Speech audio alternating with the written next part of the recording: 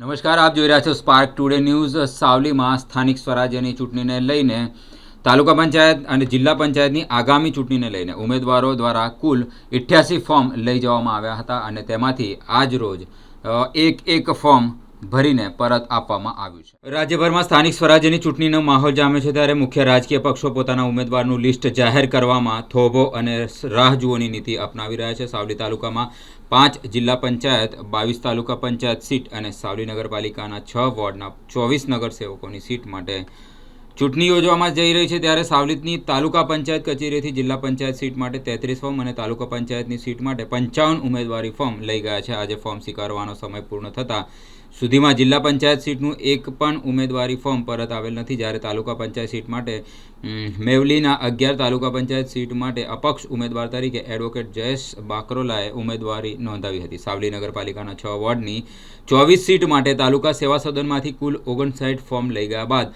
આજે સુફિયા મતીનભાઈ દિવાન ઉમેદવારી નોંધાઈ હતી। મુખ્ય રાજકીય પક્ષોના લિસ્ટની જાહેરાત બાદ કાલે બંને ઉમેદવારી ફોર્મ સ્વીકારવાની ઓફિસે ભારે ઉત્સાહિત ઘસારો જોવા મળશે। મેં સાવલી તાલુકા પંચાયતની 11 મેવલી બેઠક ઉપરથી અપક્ષ ઉમેદવારી નોંધાવી છે। મને એવું લાગી રહ્યું છે કે સત્તાધારી પક્ષ છે જે ભારતીય જનતા પાર્ટી એ નિષ્ફળ નીવડેલી છે। 80 વર્ષ આઝાદીને થયા તેમ છતાં આજે પણ પીવાના પાણી માટે, રહેઠાણ માટે ગરીબ લોકોને મુશ્કેલીઓનો સામનો કરવો પડી રહ્યો છે। કોંગ્રેસ પાર્ટી વિરોધ પક્ષમાં છે પણ યોગ્ય રીતે વિરોધ થઈ શકતો નથી। ભારતીય જનતા પાર્ટી એનો જનાધાર વધી ગયો હોવાથી પોતાની રીતે મનમાની કરે છે અને જનતાનું સાંભળતી નથી।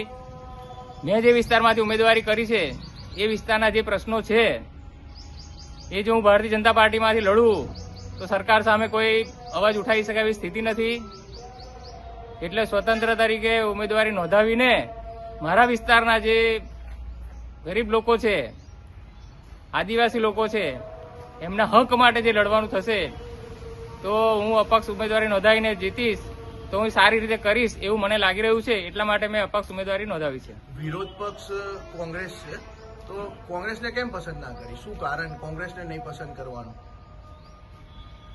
કોંગ્રેસ વિરોધ પક્ષમાં જેટલું સારું કામ કરવું જોઈએ એ કરી રહી નથી, એના કારણે કોંગ્રેસમાંથી લડીને જીતીએ તો પણ યોગ્ય રીતે જે કામ થવું જોઈએ એ થવાનું નથી, એટલા માટે કોંગ્રેસને પસંદ કરી નથી।